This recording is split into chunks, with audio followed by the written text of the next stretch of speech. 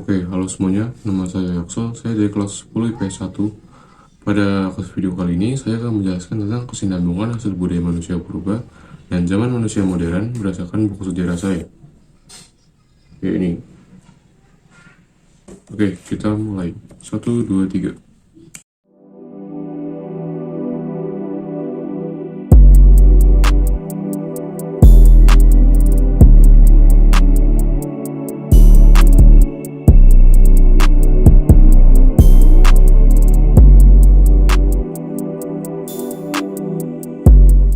Setiap zaman pasti meninggalkan sebuah tradisi. Begitu pula dengan tradisi zaman praksara yang telah berkembang mengikuti perubahan zaman.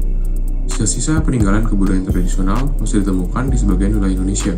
Salah satu tradisinya yaitu tradisi gerabah. Tradisi ini sudah tercatat dalam sejarah dan telah berkembang sejak ratusan ribu tahun yang lalu, yaitu pada zaman Mesolitikum dan pada awal zaman Neolitikum. Di Indonesia masih banyak dijumpai tempat-tempat yang memproduksi gerabah ini, karena pemungutannya mengingatkan kita pada masa tersebut, ketika masyarakat mulai mengenal cara-cara bercocok tanam, salah satunya di Toraja, Sulawesi Selatan. Sampai sekarang, semua proses pembuatannya masih dilakukan dengan cara tradisional, yaitu menggunakan tangan. Bentuk-bentuk pembuatannya juga masih sangat bergantung pada hasil tangan pembuatannya. Sedangkan di Pulau Jawa, teknik pembuatannya bisa dibilang lebih canggih, karena pembuatannya dilakukan dengan roda pemutar. Di Sopeng, Sulawesi Selatan, kegiatan ini lebih banyak dilakukan oleh perempuan, karena hal itu sudah menjadi keterampilan yang sudah dilakukan secara turun-menurun dari zaman praksara. Karena peran perempuan memang lebih menonjol dalam proses pembuatan gerabah, terutama pada masa perundagian, ketika masyarakat telah mengenal pembagian proses pembagian kerja. Oke, jadi lanjut ke tradisi berikutnya, yaitu tradisi megalitik dan sistem kepercayaan. Di Indonesia masih banyak suku bangsa yang menganut kebudayaan yang mirip dengan masa kebudayaan zaman praksara. Kebudayaan mereka diwariskan dari generasi ke generasi sampai sekarang ini. Contoh paling nyatanya saja, di Indonesia masih banyak beberapa situs megalitik atau batu-batuan yang masih dipercaya oleh beberapa masyarakat yang memiliki makna spiritual bagi yang percaya kepadanya. Salah satu contohnya yaitu suku Bina, memiliki tradisi megalitik yang masih bertahan hingga kini. Banyak bangunan megalitik atau batuan berada di atas puncak bukit yang diyakini adalah tempat-tempat untuk arwah nenek moyang itu tinggal. Setiap tahun, ritual ini dilakukan untuk pemujaan arwah leluhur dan untuk mengenang mereka yang sudah tidak ada. Mereka juga masih mempraktikkan ritual khusus yang berkaitan dengan upacara adat. Ada pula di Sumba Timur atau Nusa NTT, Nusa Tenggara Timur. Di sana juga terdapat situs megalitik yang masyarakatnya masih melakukan pemujaan terhadap roh nenek moyangnya. Terdapat sejumlah kuburan tua yang berbentuk sarkofagus yang masih terpelihara secara baik sampai sekarang ini.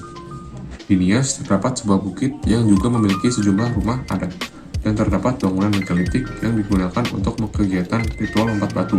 Ritual ini bagi orang Nias menemukan proses inisiasi, yaitu tandanya seorang anak laki-laki masuk ke dalam komunitas seorang yang lebih dewasa lagi. Batu yang harus dilompatinya kurang lebih bertinggi sekitar 2 meter, dengan lebar 90 cm dan panjang 60 cm.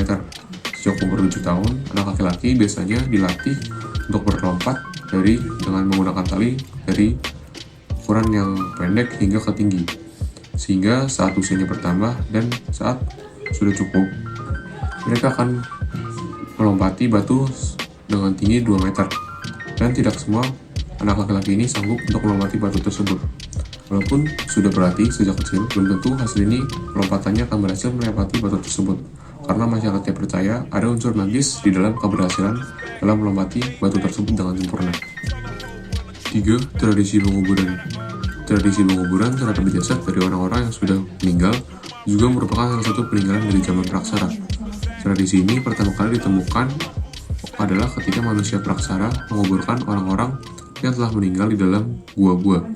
Pemilihan tempat gua tersebut yaitu untuk menyimbolkan ketakutan mereka terhadap adanya kekuatan magis.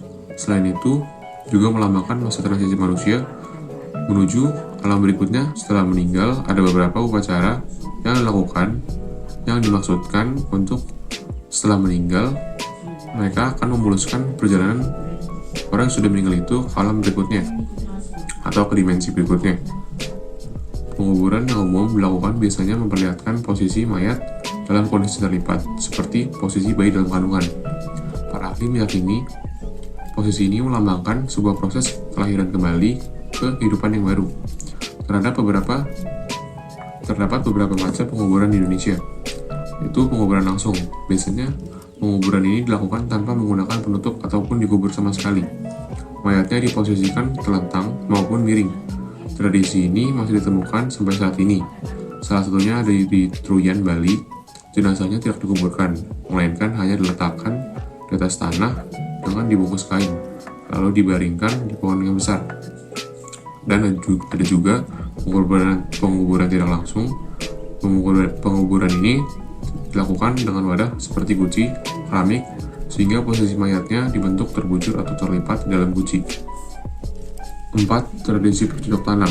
Tradisi bercocok tanam merupakan salah satu tradisi yang tertua yang dimana telah dilakukan manusia sejak zaman praksara.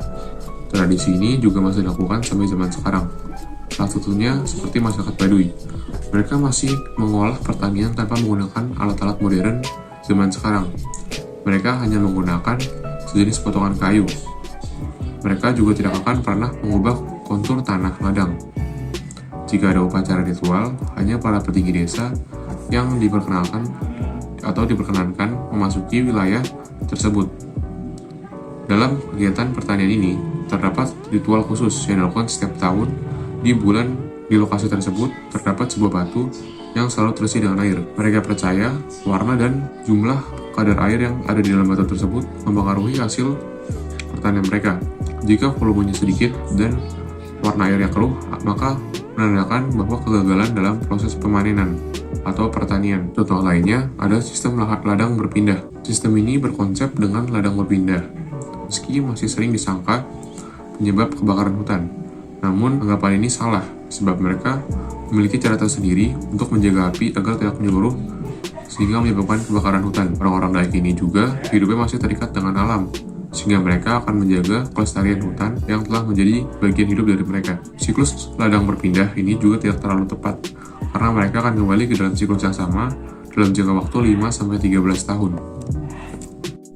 Oke teman-teman, jadi mungkin segitu saja yang bisa saya sampaikan dari video kali ini tentang kesinambungan manusia purba dan manusia modern.